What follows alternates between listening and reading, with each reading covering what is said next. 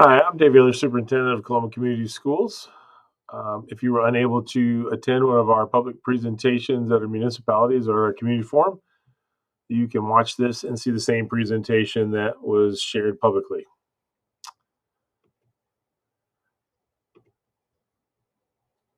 The Board of Education is committed to providing safe and secure schools that meet current next generation learning needs.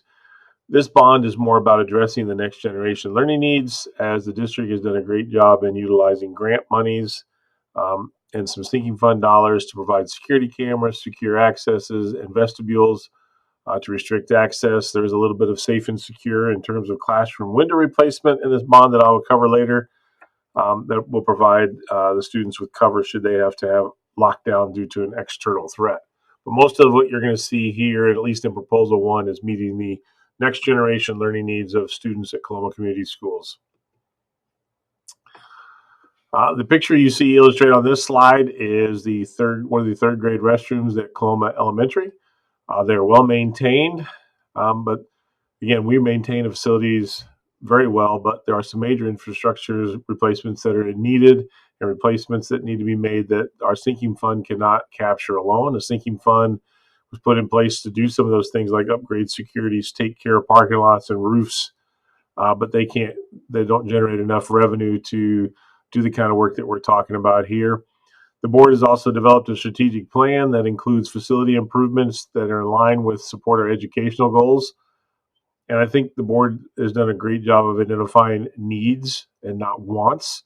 As you can see, this bathroom is very old. It's still functional. I've been in Coloma 23 years, and it looks virtually the same as it did when I got to Coloma 23 years ago. I think probably some fixtures have been replaced. But all in all, it's the same restroom that was built in the early 60s. And it doesn't meet ADA compliance. So that's an important piece to bring for our students of the future.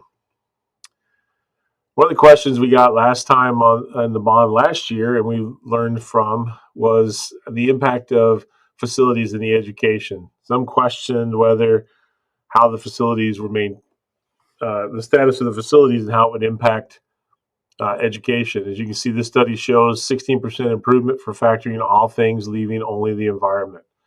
And this was a big national survey or research that was done that I have access to.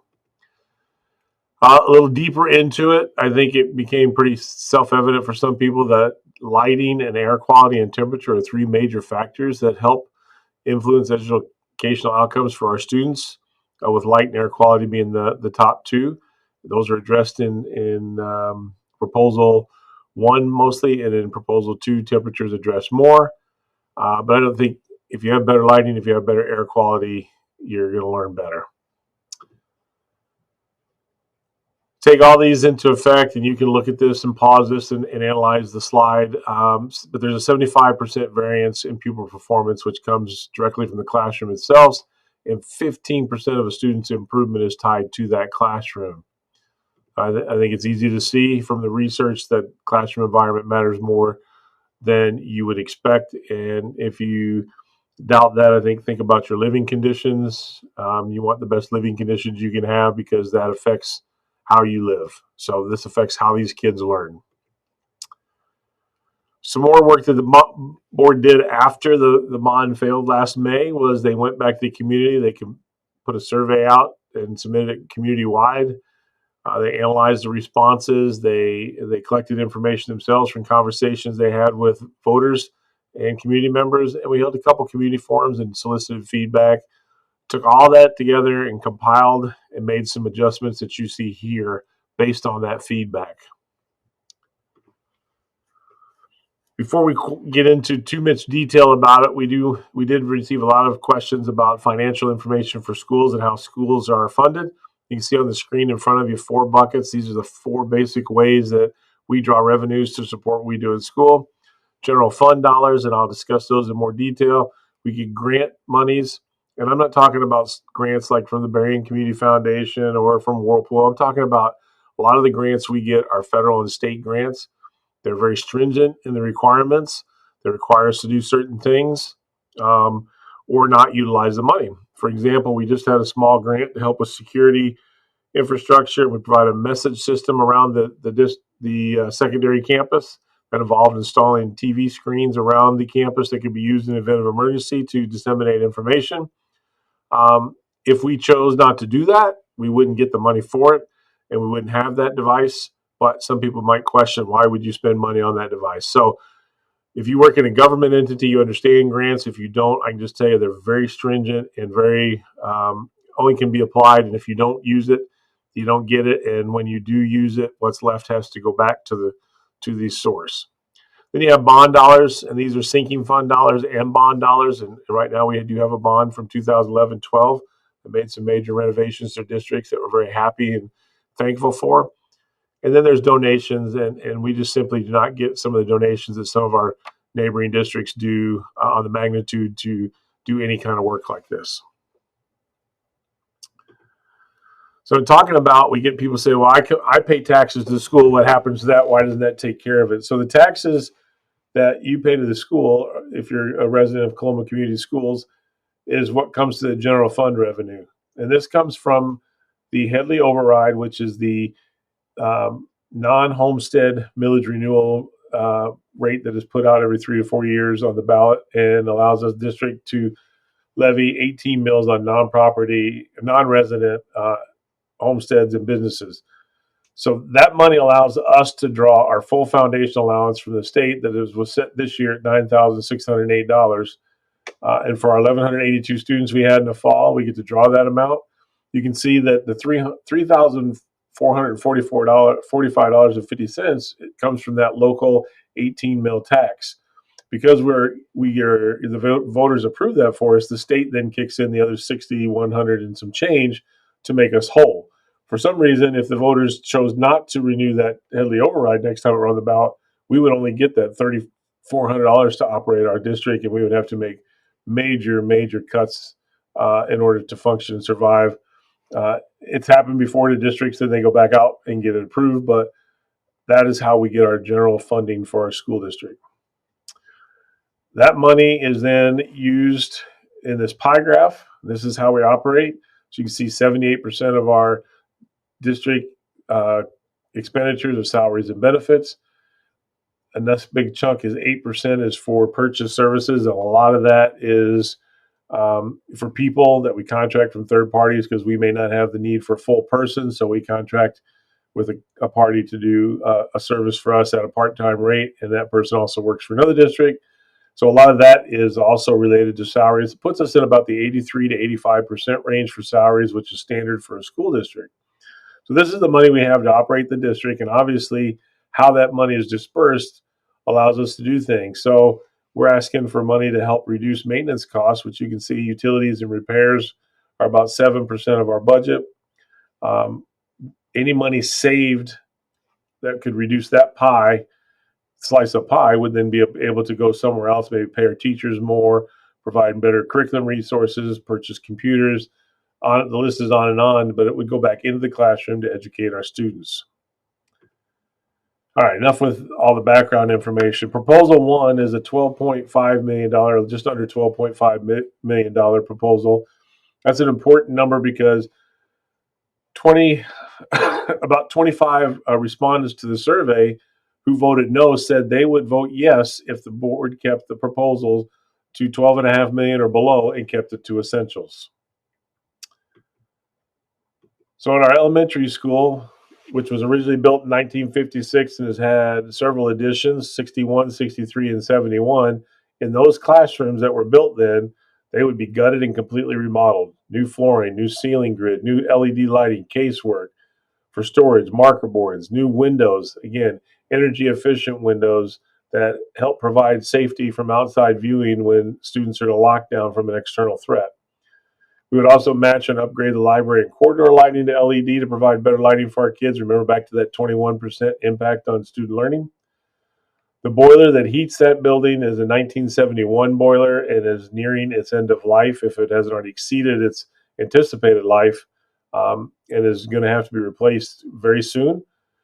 And then, of course, we can upgrade the controls. Right now, the controls for the heating are run through an air compressor for that building. Fairly reliable, but old technology. So if you upgrade that to digital controls, you can control lights, you can control heating for spaces with air conditioning. Because there are a few in that building, then you can control the air conditioning way more efficient. Again, allowing us to take money, reduce costs in one slice of that pie, and expand it to somewhere else to better serve our kids.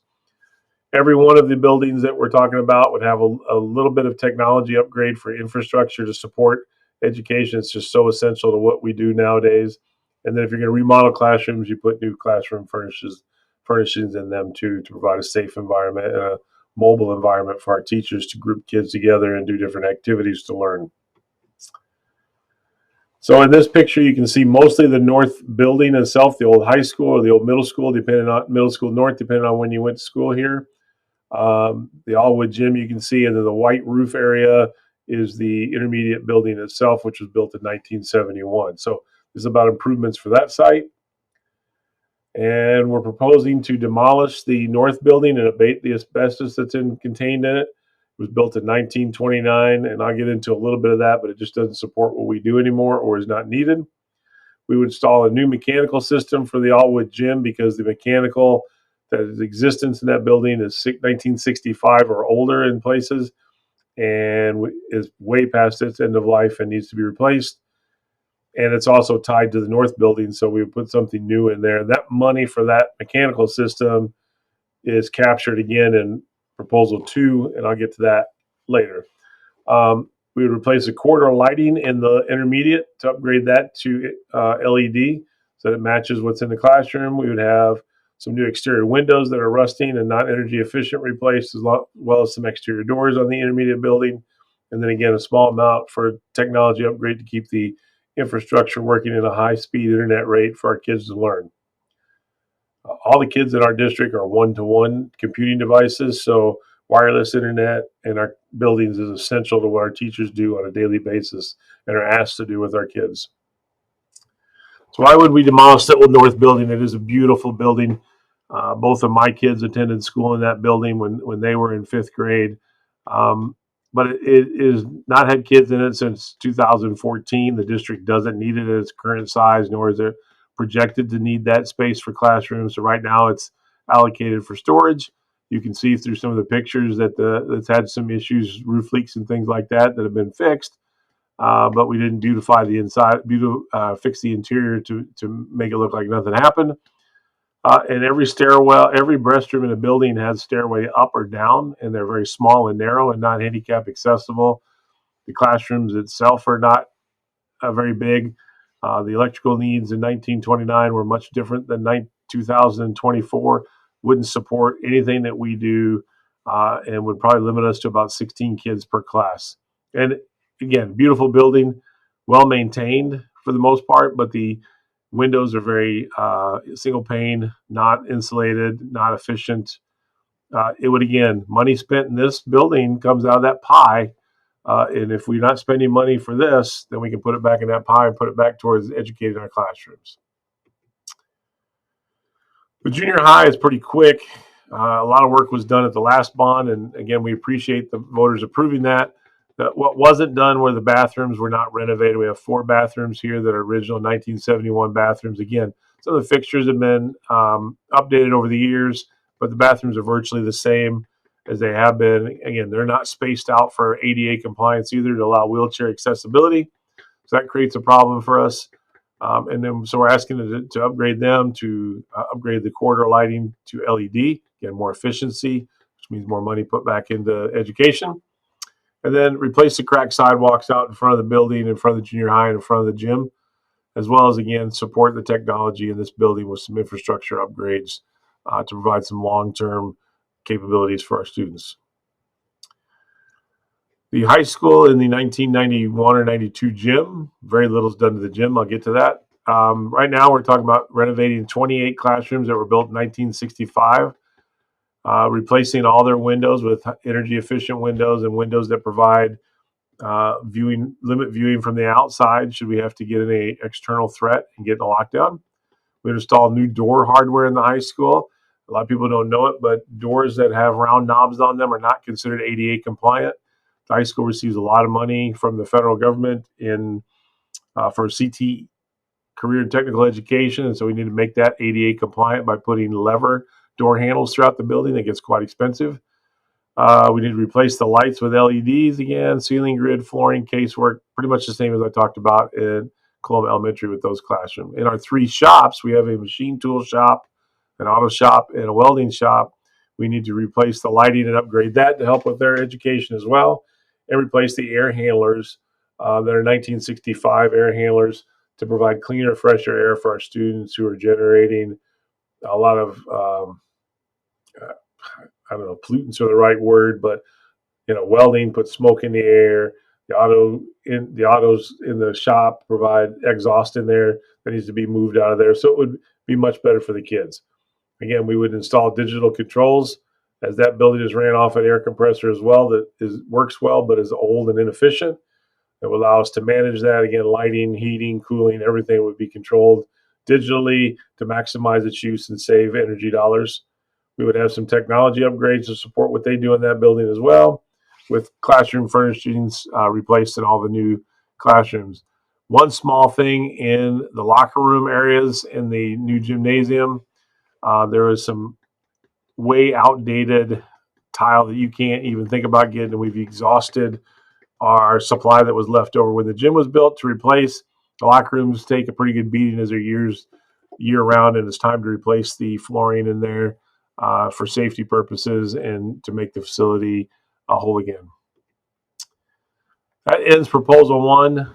Proposal 2 is what the board has classified as improvements.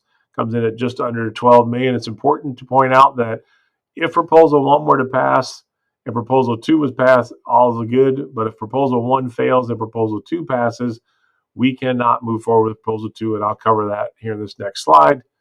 As this is everything there is of the proposal 2, the first major component, and takes up about $5.5 million, is to upgrade the electrical service for Coloma Elementary and the high school to support the electrical needs of an air conditioning, which is a lot.